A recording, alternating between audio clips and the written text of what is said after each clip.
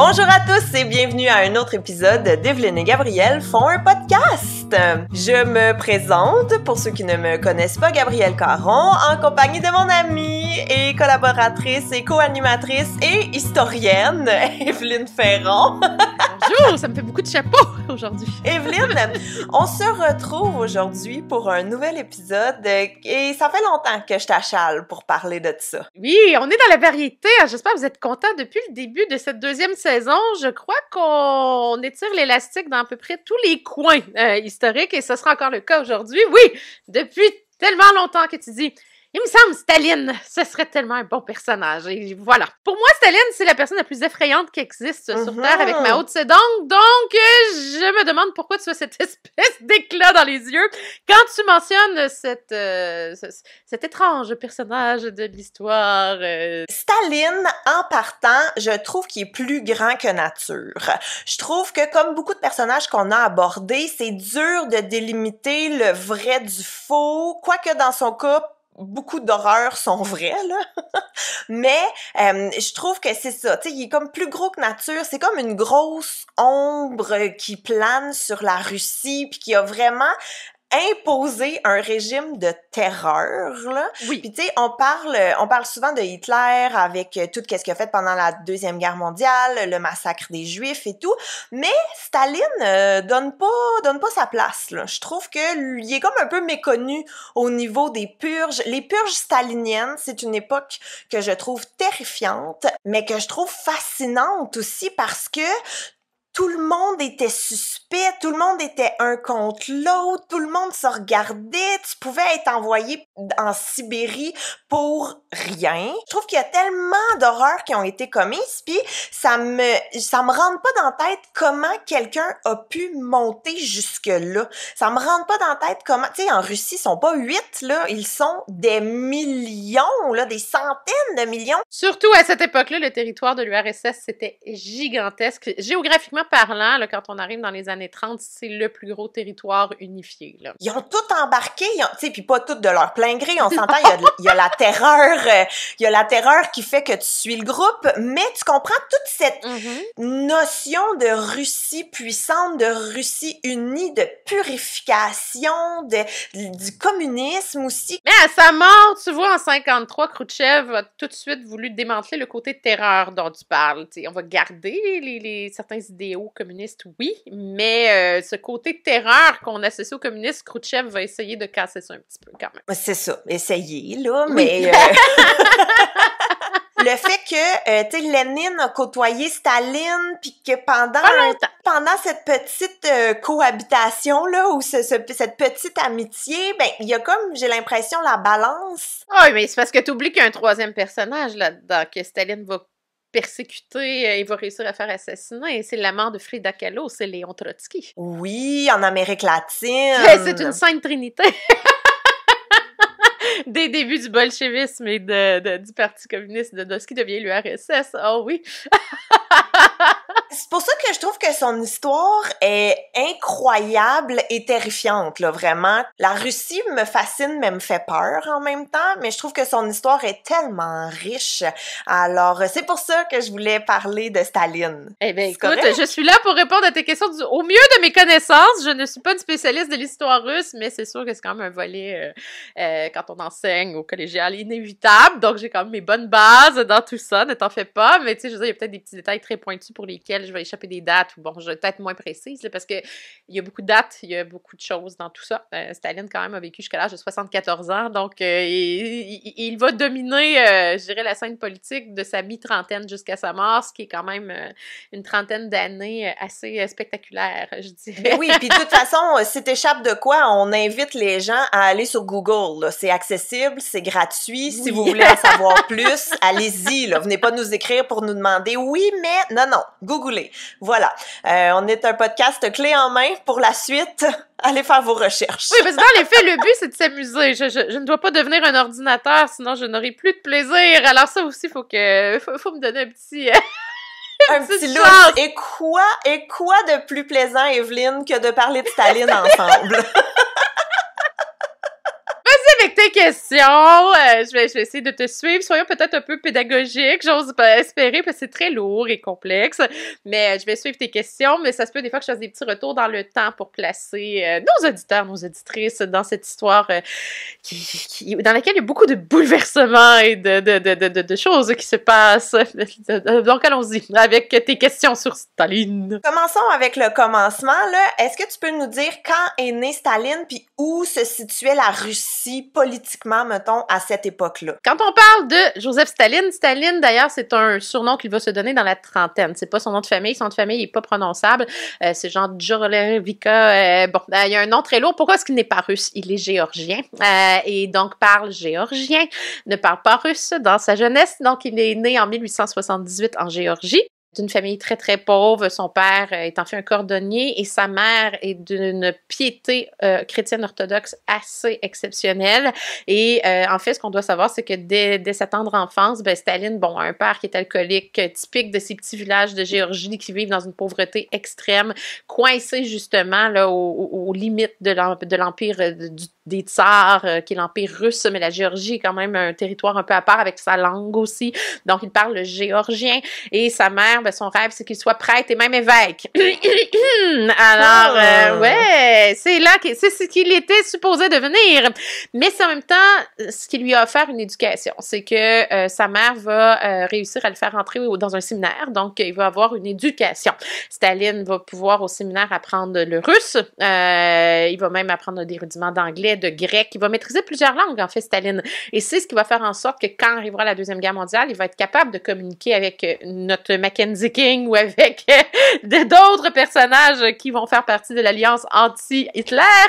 Il va quand même, mais c'est ça. Au départ, c'est le russe, le grec et des bases d'anglais qu'il va pouvoir commencer à apprendre du côté du séminaire où il va être. Et c'est sûr qu'il va être dans un milieu, les séminaires de villages comme ça ou de petites communautés. En fait, il était à Gori, qui est comme une ville de Géorgie.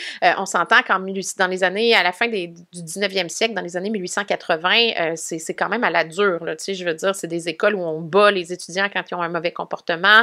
On est très, très, très, très, très dur au niveau des mots qu'on utilise envers eux. Fait que, tu sais, il y a déjà, tu sais, dans les analystes, les grands spécialistes de Staline vont dire que ce traitement-là va souvent donner naissance à des personnages qui vont être très intransigeants par la suite, parce que c'est comme ça qu'ils ont été éduqués. Ils ont appris à s'endurcir, à pas avoir d'émotions, à pas trop réagir pour s'en sortir dans ce genre de milieu qui est très, très difficile. On n'est pas dans l'éducation bienveillante qu'on pratique en ce moment, là. On est loin de « As-tu atteint tes compétences? » Est-ce que tu as appris ça par cœur? Non, mon maudit, je vais te donner un coup de règle ou autre, là. Tu sais, c'est ce genre d'univers dans lequel il va évoluer et ça va faire en sorte que quand il va être, on va dire, fin de l'adolescence et tout ça, même s'il est au séminaire, puis il monte quand même les échelons, là, tu sais, il est quand même intelligent. Joseph, celui qui deviendra Joseph Staline. Et c'est sûr que là, il va commencer à lire beaucoup. Alors, il va s'intéresser aux philosophes, il y a beaucoup de livres dans un séminaire et il a la chance de pouvoir s'éduquer et de lire énormément, que ce soit les philosophes des Lumières et tout ça. Il va s'intéresser beaucoup à toutes sortes d'écrits jusqu'à temps qu'il tombe sur le manifeste du Parti communiste qui avait été rédigé par Karl Marx et Friedrich Engels, en 1848, qui avait donné naissance plus tard au fameux Printemps des peuples, où ça avait créé beaucoup de bouleversements, où on contestait le capitalisme, on contestait l'industrialisation, mais surtout comment la masse, les ouvriers, dans le fond, payaient le prix pour à peu près tout, sans avoir leur mot à dire politiquement. Ça vient de chercher, ça l'intéresse énormément, un peu à l'instar de d'autres qui vont utiliser le manifeste communiste. On voit Karl Marx comme une espèce de gourou du communisme, ce qui n'est pas une commande, le manifeste communiste. On s'entend que Karl Marx, après, va plutôt essayer, lui, d'intellectualiser qu'est-ce qui fait qu'on a une nouvelle classe sociale qui sont les prolétaires. Et c'est comme ça que, même s'il n'est pas publié au complet de son vivant, le Capital va sortir, où il est le premier à donner un mot à ce système économique qu'on appelle encore aujourd'hui le capitalisme. Mais c'est sûr que quand on regarde ceux qui vont s'approprier les idées communistes à l'époque, on a besoin d'un héros, on a besoin d'aller chercher des mots-clés très importants et Karl Marx les offre. Mais Karl Marx, même de son vivant, disait « Je sais pas c'est quoi le marxisme, je comprends pas c'est quoi le marxisme. » C'est quand le monde utilisait ses idées. Bon, bon, c'est une petite parenthèse, mais elle est assez importante parce que on va aller chercher beaucoup le vocabulaire de Marx, on va se l'approprier, mais on va l'utiliser à des usages que lui n'aurait probablement pas accès. Mais il tombe là-dedans, quand même assez fort, et là, il s'intéresse au socialisme, il s'intéresse au fait que, bon, la masse devrait être protégée, le pouvoir devrait revenir à la masse, équité entre les gens, il devrait pas avoir de saut métier. Bon, on est un petit peu dans cet univers-là, et il va d'ailleurs être chassé du séminaire, là, parce que là, on réalise qu'il va de plus en plus avoir des problèmes de comportement, il va dire qu'il a manqué des examens aussi, parce qu'il va participer à des manifestations. Bon, on voit un peu l'espèce de trouble-fête qui est en train de se mettre en place. À un moment donné, il va vouloir devenir un leader, il va choisir un nom d'un espèce de personnage très obscur de la Géorgie, de la Russie, là, qui s'appelle Kobold. Tu sais, il s'est donné des surnoms, il se crée un personnage, en fait. Il est en train de se monter un personnage, et c'est dans ce contexte-là qu'à un moment donné, là, il va s'intéresser au mouvement bolchevique, qui lui aussi s'intéresse aux idées communistes et au marxisme, avec à sa tête un certain Vladimir Lénine. Lénine! Tu t'en vas vers ma prochaine question, mais si Staline est né, tu sais, était ado à la fin du 19e siècle, ça veut dire qu'il a vécu la révolution russe qui a eu lieu en 1917. Oui. Voilà, il l'a vécu, il y a participé aussi, surtout en 1917. C'est sûr qu'il y avait déjà eu le bolchevisme, c'est 1911, là, vraiment, où ça devient important, où on commence à contester de plus en plus le tsar en place, parce que la Russie, depuis très longtemps, en fait, est gérée par le tsarisme, donc qui est comme un mot russe dérivé de César. C'est un tsar qui est l'équivalent d'un empereur, et c'est un régime qui est autocratique. Ça veut dire que le tsar a tous les pouvoirs, et il est considéré comme étant un peu un monarque de droit divin. Donc, c'est Dieu qui le place là, qui lui donne son pouvoir. Sauf que quand Staline va vraiment s'intéresser aux idées communistes, Nicolas II est un personnage un petit peu plus faible que ses prédécesseurs. Il a un fils, aussi le seul fils qu'il a. Là, on parle des Romanov. Donc, on est vraiment dans la famille des Romanov. Il a son héritier, le petit tsarevitch, souffre en fait là, il souffre d'hémophilie. C'est ça, j'allais dire hémorragie, mais c'est pas ça, hémophilie. Bon, le petit tsarevitch souffre d'hémophilie, oui, puis là, on est vraiment dans toutes les légendes, là, Raspoutine, la princesse Anastasia, c'est tout cet univers. Une chronique à part par rapport à Anastasia, Raspoutine, c'est très lourd aussi. Oui, mais c'est des contemporains, là. Oui, c'est là qu'on est. Et Nicolas II, peut-être ne voit pas venir tant que ça la montée du communisme. Il faut dire aussi que, bon, il a quand même, lui, de par sa famille, mais aussi par son épouse, il est lié à la reine Victoria, il est lié à toutes les grandes têtes couronnées d'Europe, avec lesquelles il garde quand même un bon contact. C'est sûr que, bon, arrive la révolution industrielle en Russie, il veut industrialiser la Russie, mais c'est très difficile, c'est très complexe. Et arrive la Première Guerre mondiale qui va faire très mal, en fait, à la Russie, et qui va donner justement du poids à ce mouvement bolchevique communiste qui est en train d'émerger, qui est mené par celui qu'on voit comme un journaliste au départ, parce qu'il écrit dans le journal, on va dire socialiste de l'époque, la Pravda. C'est Vladimir Lénine, qui est un peu à la tête de tout ça, mais qui est toujours avec sa casquette, puis qui fait des discours bien enflammés à la Adolf Hitler, où le charisme du personnage l'emporte peut-être sur ses capacités, je dirais, politiques à l'époque pour mettre en place un vrai régime de type communiste. Mais donc, Staline arrive à ce moment-là. Mais je fais juste une parenthèse, la Pravda, ça existe encore, si je me trompe pas. En théorie, oui. Mais c'est pas le...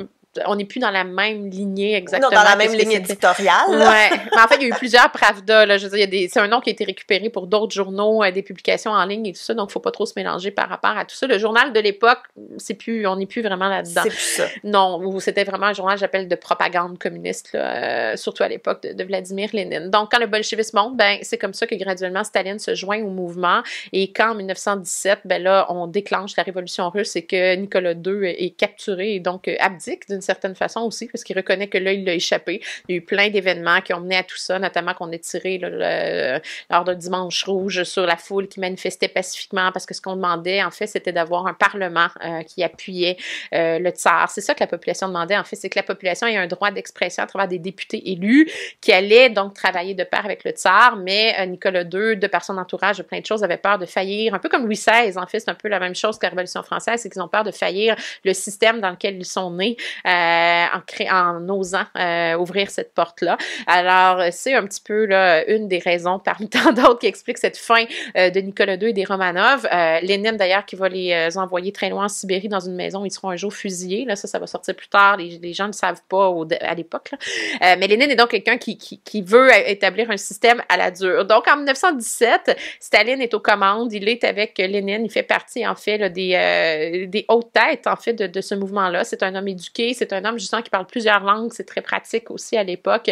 Mais il est motivé, il est passionné. Lénine, c'est celui qui travaille pour mettre en place ce régime communiste-là. Ça passe pas bien, surtout quand on commence à comprendre ce que c'est exactement. Il y a des gens qui ont été pour la révolution, mais qui espéraient plus une forme de démocratie, il faut dire, que ce qui s'en vient. Et les gens de la haute noblesse et tout ça vont très, très mal réagir à l'arrivée du communisme, où en fait, tout appartient à tout le monde d'une certaine façon, si je résume de manière extrême, et c'est un peu ce qu'on essaie de faire. Peu importe le métier, ça va être le même salaire, les bâtiments publics sont à tout le monde. Bon, on y va avec des réformes qui sont très rapides et très difficiles à suivre pour beaucoup de gens, mais c'est dans ce contexte-là que Staline participe aussi, et il a ce nom-là, il s'est déjà donné ce nom de Staline, l'homme d'acier, ça y est, parce qu'il veut montrer qu'il est un homme fort et qu'il va être capable de tenir cette révolution-là au bout de ses bras, mais on sent que déjà, il voit Lénine comme étant un pragmatique qui doit trouver des façons de mettre ses idées en place, mais Staline le trouve peut-être un peu mou dans sa façon de négocier. On le sent, là, que Staline, lui, il veut la méthode un petit peu plus dure. Mais Lénine n'a pas été tendre non plus, là. Il y a eu beaucoup d'assassinats, beaucoup de gens qui ont été, justement, déjà forcés à travailler pour industrialiser la Russie. Ça commence sous Lénine, là, tout ça. Mais c'est juste que Staline va pousser ça à des niveaux qui sont extrêmes. Donc, Lénine est quand même le départ. Et Staline, bon, va devenir à être le secrétaire, en fait, de ce parti communiste, ou ce parti, on pourrait dire République socialiste soviétique, là, mais c'est du communisme essentiellement. Là, oui. Trotsky se place où dans tout ça? Trotsky, c'est un peu le Che Guevara de Fidel Castro. Il est le Che Guevara de Lénine, c'est l'idéaliste. Alors, Trotsky, c'est celui qui et l'intellectuel Léon Trotsky qui connaît les écrits de Marx, d'Engels et de plein de monde, en fait, parce qu'il y a beaucoup de gens qui ont quand même écrit sur ces valeurs de revenir à quelque chose de plus communautaire et surtout anticapitaliste, on pourrait dire impérialiste, mais ici, bon, ils vont faire vraiment l'opposé avec l'URSS. Mais Léon Trotsky est l'idéaliste, mais surtout l'intellectuel qui met en place comment on peut organiser un système politique basé sur ces idéaux-là. Et c'est là où ça accroche des fois, parce que lui, c'est un idéaliste. Lénine est le côté pratique, on met ça en place. Puis Staline, ça va être non seulement on met ça en place, mais on va y aller à la dure. Alors, c'est sûr que les trois ensemble, ça donne un trio qui est assez particulier. Mais tu sais, dans les affiches de propagande d'après la Révolution, on montre toujours des espèces d'affiches où tu as Karl Marx, Trotsky, Lénine, et à la fin, quand Staline va arriver au pouvoir, il va se mettre au bout de cette espèce de lignée en disant « Je suis la continuité de toutes ces superbes idées. » Oh que oui! Karl Marx t'aurait vu aller, il se serait enterré lui-même! Il aurait crié « C'est pas ça que je voulais dire! » Sûrement pas! Ah non, écoute, Staline, ça y va quand même assez loin. Et c'est comme ça que Lénine va tomber malade. Hein? Lénine, dans les dernières années de sa vie, d'ailleurs, on le voit, il est en fauteuil roulant et tout ça, il décède en 1924. Et Staline a réussi dans les dernières années, de 1921 à 1924 surtout, à essayer de se faire le plus d'alliances possible sans prendre le pouvoir. Il n'a jamais essayé de déloger Lénine, mais par en dessous, et ses communications, ses alliances, c'était une façon de dire quand Lénine va passer l'arme à gauche, la personne qui serait la plus apte à devenir, en fait, à être à la tête de notre parti puis à gérer la Russie, c'est moi. Sauf qu'il y a des rivaux. Trotsky, le plus connu, mais il y a d'autres rivaux aussi qui seraient intéressés à avoir la succession de Lénine. Donc, lui, il voyait ça aller, puis il a manœuvré dans les coulisses jusqu'à la mort de Lénine pour que quand Lénine meurt, on se tourne vers Staline et on dise, pour l'instant, en tout cas, peux-tu diriger la Russie le temps qu'on règle tous nos problèmes? Lénine est mort naturellement. Oui, il y avait une maladie, en fait. Mais Lénine est tellement apprécié que c'est pas pour rien qu'il est momifié, placé sur la place rouge. Vous pouvez encore aller le voir, si vous voulez. Il est pas là au printemps. Donc, des fois, hiver, printemps, il descend quelques mois dans une espèce de saumure inconnue avant de le remonter. Parce qu'il faut que la momie soit préservée. C'est assez particulier. Il est vraiment figé, là. Mais pourquoi il l'enterre pas? Pourquoi il est encore là? Ça a toujours été un débat, mais il est tellement associé à un changement pour l'histoire russe qu'il y a encore beaucoup de gens qui sont pas prêts à laisser aller ce symbole-là d'avoir mis fin justement à l'oppression du tsarisme pour donner naissance à un idéal qui est différent de l'Occident aussi. Un peu, je dirais, un côté anti-occidental qui vient avec l'exposition du corps de Lénine dans tout ça. C'est très particulier, mais ça attire les touristes aussi. C'est ça l'affaire. Les gens veulent voir ça. Tu sais, t'as la chance de regarder un membre important du début du 20e siècle, un homme qui était tellement bouleversé de choses. Tu sais, c'est sûr que tu veux voir ça en même temps. Donc, c'est un peu particulier comme histoire. Mais donc, Staline, non seulement arrive au pouvoir, mais là, il se dit, OK, Trotsky est celui que les gens voudraient voir arriver. Trotsky qui est beaucoup plus doux.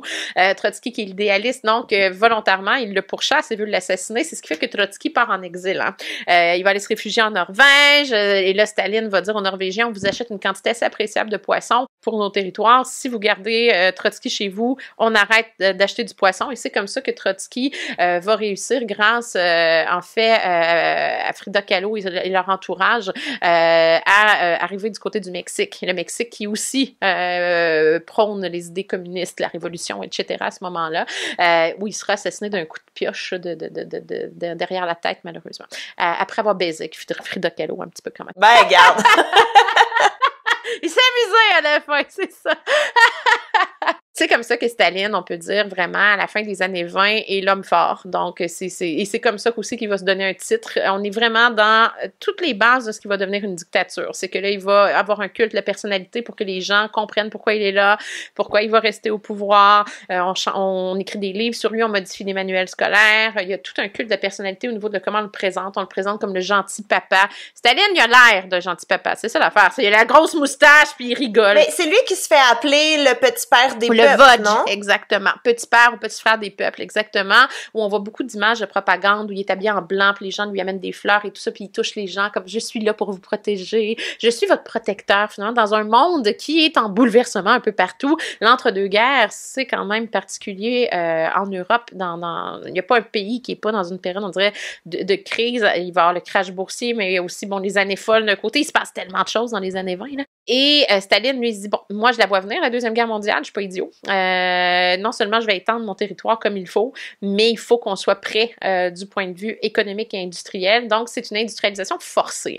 Hein. Donc, les premières étapes de Staline, là, il se fait un plan de 5 ans, un plan quinquennal. Là. Il va tout faire pour y arriver, ce qui fait qu'il y a beaucoup de gens qui sont juste morts de famine ou d'épuisement parce qu'il fallait absolument que la rentabilité soit atteinte à chaque jour, un peu partout. Donc, c'est vraiment l'industrialisation. On va exploiter le pétrole, on va faire beaucoup de choses, en fait, pour que la Russie soit une puissance économique, mais aussi qu'elle soit prête militairement à tout ce qui pourrait survenir là, dans les prochaines années. Tout le monde attend la Deuxième Guerre mondiale parce que tout le monde est insatisfait des divisions territoriales après la fin de la Première. C'est un peu ça l'idée. C'est ça qui fait qu'Hitler valorise beaucoup l'idée de refaire un empire allemand, là, parce que l'Allemagne a tellement perdu de territoire que c'est rendu une crotte là, sur l'échiquier politique et géopolitique de l'Europe. Staline va dans son plan, il y a l'industrialisation, mais il y a aussi un peu comme Mao Tse-tung plus tard avec son grand bond en avant, c'est l'idée que là, il faut changer la façon de pratiquer l'agriculture, c'est pas assez productif et c'est comme ça que là, ils vont en fait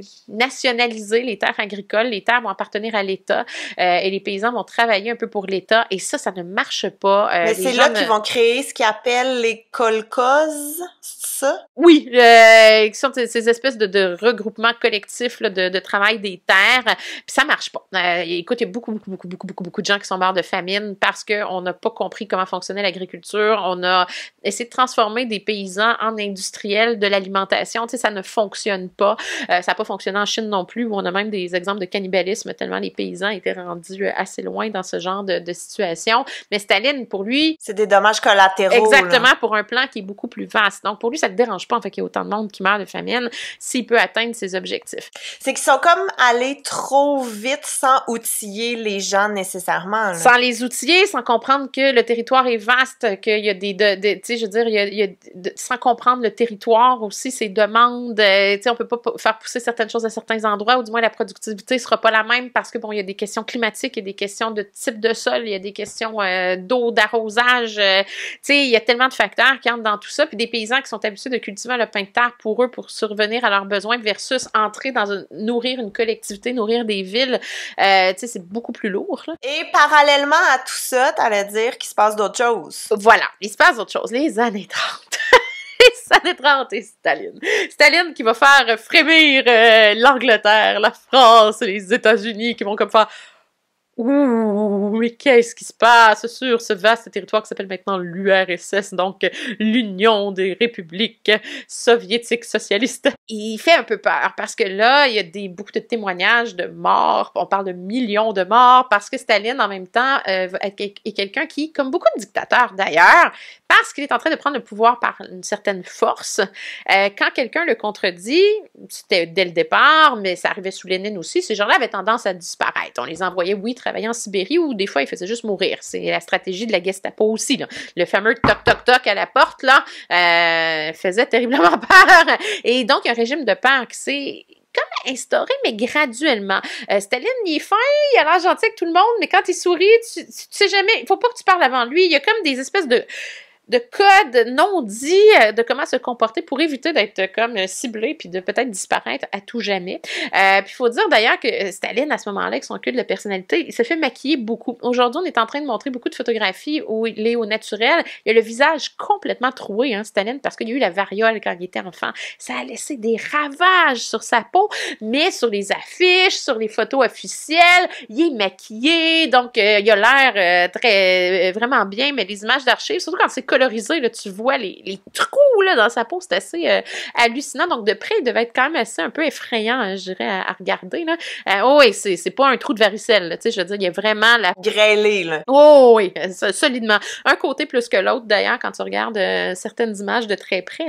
Là, il va commencer à devenir paranoïaque. C'est souvent ce qui arrive à des gens qui dirigent des aussi gros territoires puis qui l'ont fait en poignardant les autres. Ben, ils vont avoir peur de subir le même sort. Donc, Staline devient vraiment nerveux et c'est ce qu'on appelle les grandes purges. Les grandes purges, c'est qu'au sein même du Parti communiste, il va faire éliminer ou envoyer dans des camps de travail beaucoup de monde qui pourrait vouloir le renverser. Mais il faut dire qu'au-delà du communisme, c'est que des populations, l'URSS, c'est plusieurs ethnies différentes, avec des langues différentes, des cultures différentes. Il y a des gens qui ne veulent pas embarquer dans cette espèce de gros système-là, qui ne le comprennent pas non plus. Il a de plus en plus peur, en fait, d'être détrôné. Il y a des gens qui ne veulent plus rien savoir du communisme, mais on s'entend que l'Europe occidentale et les États-Unis promouvoit beaucoup le fait que c'est pas sain ce qui est en train de se passer en Russie. Il est paranoïaque, donc ce sont les grandes purges. Les grandes purges, les chiffres sont impossibles à établir parce qu'on n'a pas tous les charniers, mais je veux dire, dans les théories les plus extrêmes, on va jusqu'à 20 millions de personnes qui vont mourir sous Staline, en une trentaine d'années, c'est énorme.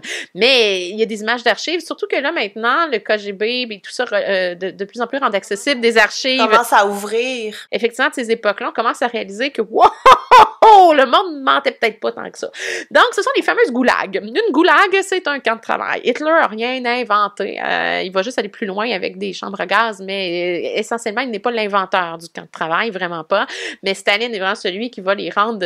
mortels. Mortellement efficaces. Ouais, c'est ça, mortellement efficaces, j'aime ça. Des camps de travail, oui, en Sibérie, mais un peu partout, où les gens qui, justement, font partie des purges ou sont ciblés comme étant peut-être plus ou moins vendus à Staline, à ses idées, vont être envoyés pour travailler. Souvent, on leur fait faire plein de travaux pour l'industrialisation, que ce soit extraire du charbon, des choses comme ça, mais sur des horaires épouvantables. Ils sont à peine nourris, ils ont à peine d'eau, donc souvent ils meurent d'épuisement très très rapidement. Donc c'est une punition. En fait, tu vas travailler jusqu'à ta mort et la bénédiction, c'est d'habitude c'est d'être fusillé parce qu'au moins tu n'as pas à te rendre jusque-là. Mais des fois, il va aller vers des grandes purges parce qu'il déteste certaines ethnies. C'est le cas des Roms à Michel, les fameux Roms qui sont des gitans qui se promènent un peu partout. Pensez à Peaky Blinders, là. Mais ces gitans qui ont un mode de vie encore très nomade, c'est le genre de population qui dérange Staline parce qu'ils sont difficiles justement à contrôler de par leur nomadisme. C'est le genre de population que quand on met la main dessus, on va leur faire creuser un fossé à la pointe d'un fusil, on les aligne, on les tire, puis on ferme le fossé après. Et ça, il y a beaucoup d'exemples comme ça. Et on va envoyer des gens aussi dans des petites îles un petit peu partout, jusqu'en Sibérie où il fait terriblement froid, ils n'ont pas de nourriture, ils n'ont rien, où les gens vont se manger entre eux. Il y a des histoires d'horreur qui sortent à chaque année en lien avec l'époque stalinienne et surtout les fameuses années 30 où vraiment là, ces grandes purges-là sont assez spectaculaires. Non seulement ça baisse la démographie à un moment donné, mais plus personne n'ose rien faire ou rien dire devant Staline. Et c'est là où il porte un double chapeau parce que il est dur envers sa population, mais il va être un allié inévitable pour, à un moment donné, un Winston Churchill, un Mackenzie King au Canada. Et pour les États-Unis, c'est que il va avoir une armée qui est quand même puissante, qui est l'armée rouge.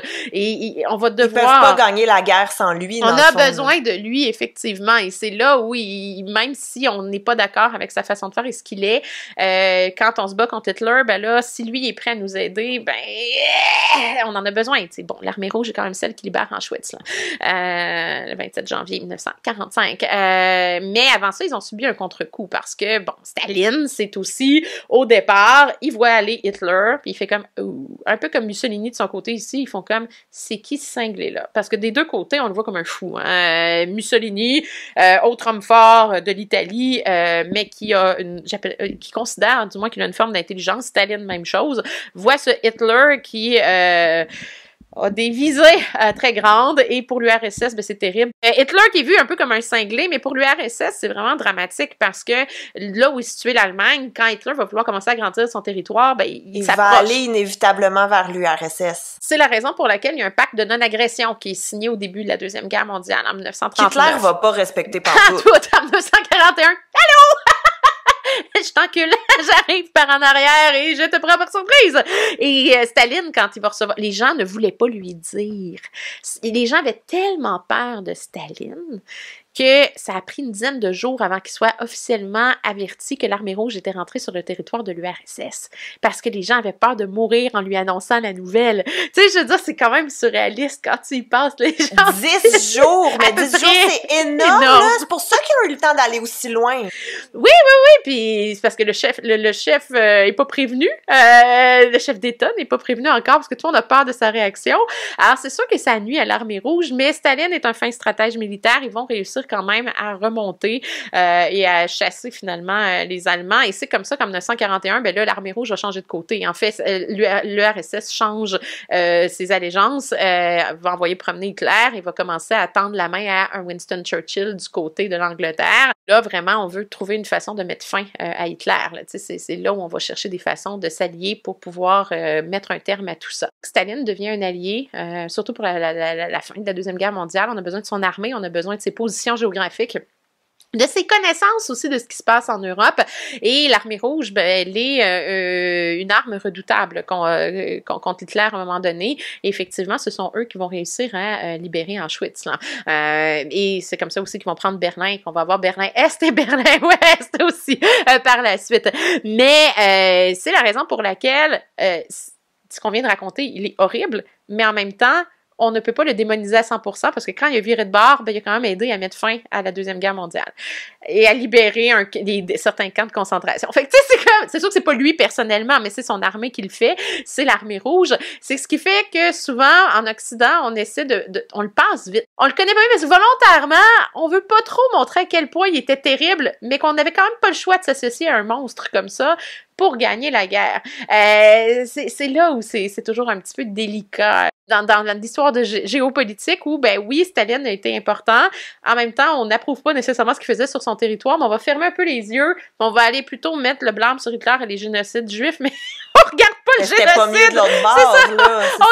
On dirait un peu voilé ce qui se passait sur le territoire de l'URSS parce qu'on avait besoin de lui pour gagner cette guerre-là. Fait que, tu sais, c'est un peu ce qui fait que Staline passe vite, souvent, dans les livres d'histoire, entre autres pour le secondaire ou même pour le collégial et tout ça, c'est qu'il est difficile à...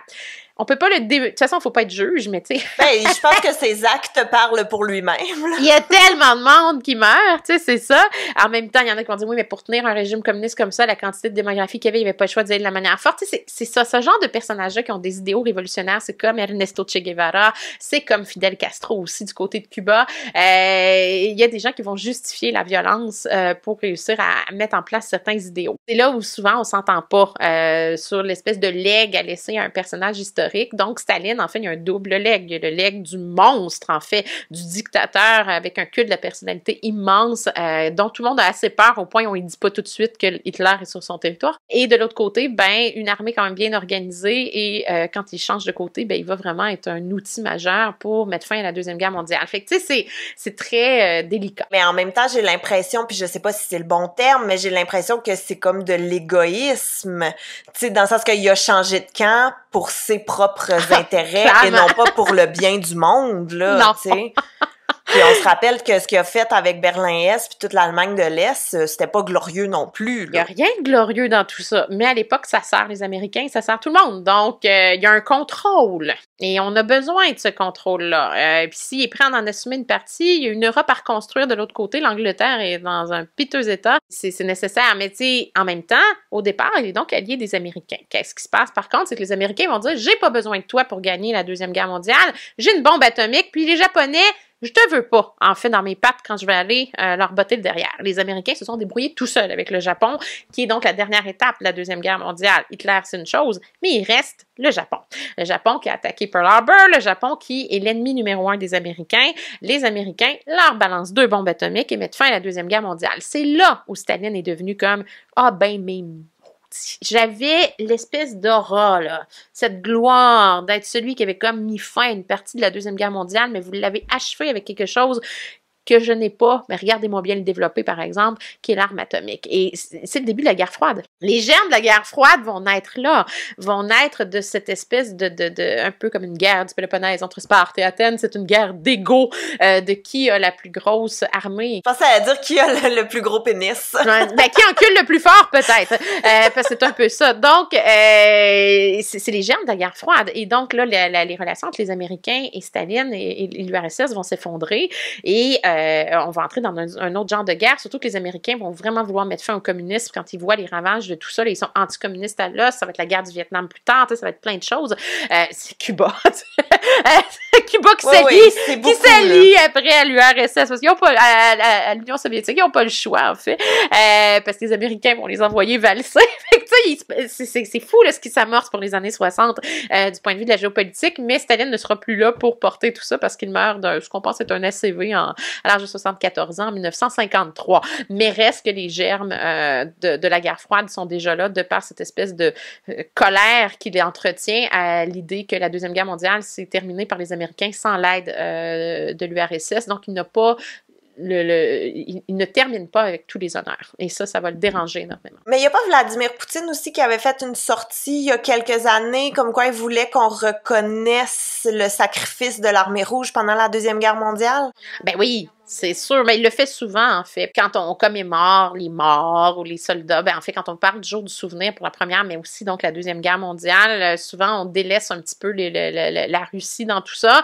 C'est un peu volontaire, tu sais, de pas trop glorifier la Russie encore aujourd'hui, on veut pas trop le faire, fait que c'est sûr que Poutine s'en sert pour dire « Hey, on a comme été important. » C'est vrai. Le pire, c'est qu'il n'a pas si tort que ça. L'Armée rouge a été très importante, mais dans le contexte actuel, on veut jamais trop glorifier Poutine qui empoisonne du monde avec du thé, là. Tu sais, je veux dire... Poutine est comme l'heureux héritier de Staline, là, dans le sens qu'il est comme un peu dans la même lignée de poigne de fer, de dictature, de le culte de la personnalité, là. Oui, Poutine, il y a ça. Modifier une constitution pour être élu tant qu'il le veut. Tu sais, oui, il est dans cette lignée-là. Un homme intelligent, quand même, pour y arriver aussi. Où, justement, les morts des opposants, ça ne le dérange pas du tout. C'est juste que là, ça se fait à une époque où, qu'on le veuille ou non, il y a plus de journalistes qui osent risquer leur vie pour mettre ça en évidence. Il y a plus de surveillance aussi, même si on n'a pas toutes les données. Mais oui, on pourrait le mettre dans une ligne comme descendant un peu d'un Staline ou même d'un Lénine réuni, là. Mais on est quand même à une époque qui est terriblement différente par contre, donc sa façon de faire, elle est plus politique. Donc, il a fait modifier une constitution pour avoir le droit d'être élu autant qu'il veut. Tu sais, il va jouer plus là-dessus. Il a des élections. Il y a des élections en Russie, mais vote pour lui. C'est ça. Mais, tu sais, je veux dire, c'est là où ils ont joué quand même. C'est un peu différent de l'époque de Staline, mais on joue encore avec cette ligne dure où les gens n'ont pas de liberté d'expression, où s'ils osent, ben, t'en meurs. Tu sais, c'est où on t'empoisonne avec du polonium, puis des choses comme ça. Tu sais, on fait des choses aussi terribles que ça. Et puis, donc, est-ce que c'est Staline qui était à l'origine, là, je sais que peut-être qu'on rentre dans un tout autre sujet, là, mais est-ce que c'est lui qui était à l'origine de la construction du mur de Berlin? Ben, oui et non. non, là, je veux dire, c'est parce que des fois, on va dire c'est sous Staline que ça se passe, mais tu sais, je veux dire, honnêtement, il y avait d'autres chats à fouetter, puis souvent, ça va se passer plus au niveau, tu sais, de l'administration générale de l'armée, où on va dire, bon, on a besoin de faire ça, puis il va dire, OK, ça marche. Mais c'est sûr que c'est sous Staline que commence la séparation, effectivement. C'est une façon d'aller chercher, de fixer, en fait, je te dirais, les frontières de l'URSS après la Deuxième Guerre mondiale aussi, là. Puis ça va créer plein de problèmes, inévitablement. Et puis, quand Staline meurt, qu'est-ce qui se passe? Ben là, c'est Khrouchtchev qui arrive au pouvoir, Nikita Khrouchtchev, qui réalise que, bon, les relations internationales sont importantes, même si les germes de la guerre froide, il veut faire un petit peu attention. Il est peut-être un petit peu plus prudent pour l'instant. Il réalise que pour le commerce, pour plein de choses, l'URSS, en fait, ça sera plus l'URSS, mais ce va devenir la Russie, va avoir besoin de partenaires internationaux. Et Khrouchtchev, d'ailleurs, va, je dirais, ramasser Staline. En fait, il va détruire une partie de son héritage en Russie en disant, ben, justement, la politique de peur en Russie, ça n'existe plus, là. Bon, il y a une forme de modernisation un petit peu de la politique qui va se faire. C'est sous Khrouchtchev qu'on va vouloir faire enquête sur la mort des Romanov, d'ailleurs, où là, on va trouver les documents d'archives, on va comprendre que ils ont été fusillés sous les ordres de Lénine. On savait rien de tout ça, là, avant les années 60, là, tu sais, je veux dire, ça a été toute une saga, retrouver les corps qui avaient été brûlés à la chaux pour pas qu'on puisse les identifier. Ça s'est fait sous Khrouchtchev, ça. C'est vraiment sous Khrouchtchev qu'on a essayé le plus possible de trouver des réponses, de donner des réponses au peuple russe sur cette partie peut-être un petit peu plus cachée de leur histoire. Mais ça n'empêche pas que le conflit idéologique avec les Américains est encore là et on va plutôt s'allier à l'ennemi numéro un des Américains qui est Fidel Castro, là. Fait que, tu sais, on joue dans un autre univers encore. Qui serait très lourd. Et Staline, il est où aujourd'hui? Ben aujourd'hui, il est comme dans un petit cimetière moins public, mais au départ, quand il est décédé, on l'avait envoyé sur la place rouge avec Lénine, le corps embaumé et tout, mais quand Khrouchtchev est arrivé au pouvoir, puis que voulu, on parle de déstaliniser, hein, c'est un peu ça quand même, la Russie, il s'est dit non, on peut pas glorifier Staline. Lénine, c'était quand même pas si pire. Ben après ce qu'ils ont vécu, c'est sûr que tout avait l'air pas si pire. Staline, ce culte de personnalité-là, on n'en voulait pas. T'sais, c'était une façon de dire que c'est vraiment la fin de l'ère stalinienne aussi. Donc, on a fait bouger là, le corps de Staline dans un cimetière pour pas qu'il y ait en fait de pèlerinage en ce qui le concerne et tout ça.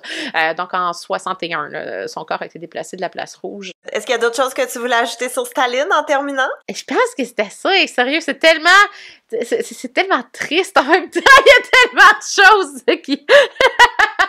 Mais en fait, oui, je vous invite à, au lieu de juste faire une recherche sur Staline, allez lire sur les goulags, allez voir les images d'archives des goulags, parce que c'est là où vous allez voir l'ampleur de la tragédie du petit peuple qui, souvent, dans les grands livres d'histoire, est mentionné, mais passe quand même un peu en dessous. Mais c'est, contrairement, c'est l'Antiquiste qui parle. Moi, j'ai pas des images comme ça pour l'Antiquité, mais là, il y a des images filmées, il y a des photographies de ces réalités-là. Ça a été documenté quand même un peu, et c'est resté pendant longtemps dans les archives secrètes, et là, c'est en train, lentement mais sûrement, de sortir. Ça vaut la peine, même si c'est terriblement difficile à regarder, de voir cette réalité-là pour justement ne pas trop glorifier Staline non plus. Parce que sinon, comme je dis dans les livres d'histoire, on a tendance à se dire, ben, grâce à l'aide de Staline et de l'armée rouge, blablabla, oui, mais il y a comme tout un moton d'horreur en dessous. Ah ouais, hein? Ben moi, en terminant, tu vois, ça va vraiment dans la même lignée que toi. Je vais vous recommander un livre qui s'appelle Prisonnière de l'île glacée Trofimovsk. Voilà. Alors, j'espère que mon russe est bon. Sinon, je vais vous recommander aussi, si vous vous intéressez à l'histoire de la Russie, un super bon balado qui s'appelle Rising Russia. Mm-hmm. Donc, Rising Russia ou Russia Rising, là, je me souviens plus dans quel ordre. Il me semble que c'est Russia Rising. Russia Rising, hein? Je suis plus sûre, mais je pense que c'est l'autre. Mais c'est pas grave. Ben, essayez un ou l'autre, là. Regarde, vous avez deux options, tu sais, vous pourrez trouver, mais qui s'intéresse encore une fois à toute l'histoire de la Russie. Et niveau divertissement, tu vois, moi, j'en ai plein d'affaires sur la Russie, mais la série télé The Americans, qui se passe pendant la guerre froide, pendant les années 80, où un couple d'espions se font passer pour des citoyens américains, donc ils ont leur petite vie tranquille, c'est des agents de voyage, la journée, ils ont l'air de monsieur, madame, tout le monde, et bam, la nuit, ben, c'est des espions qui font de l'espionnage industriel et des trucs comme ça pour envoyer en Russie, qui doivent recruter et tout. Super intéressant, très romantique, nuancé, mais ça montre un côté de la guerre froide que je trouve on ne voit pas souvent. Ah, c'est bon. Mais d'abord, je vais acheter un mini complément à tout ça. Si vous voulez voir des images d'archives quand même de qualité assez impressionnante sur l'époque de Staline, la série Apocalypse a fait quelque chose d'absolument exceptionnel. Oui, qui s'intéresse à la Deuxième Guerre mondiale avec beaucoup d'images d'archives. Puis c'est pas très long aussi, je crois que c'est 4 épisodes. Oui, puis c'est une quarantaine de minutes, ça fait très longtemps que j'ai vu ça, mais ça reste que c'était de qualité, ça l'est encore assurément en 2021 parce que ces archives-là, il y avait des choses qu'on n'avait jamais vues, nous, ici. Donc, des fois, pour avoir une immersion visuelle, encore une fois, là, dans cet univers-là, je pense que c'est ce qui s'est fait de mieux depuis longtemps. Très bonne recommandation. Evelyne, merci beaucoup de nous avoir partagé ton savoir. Merci à vous à la maison de nous avoir écoutés et on se dit à très bientôt pour un autre épisode d'Evelyne et Gabriel font un podcast. Bye! Au revoir!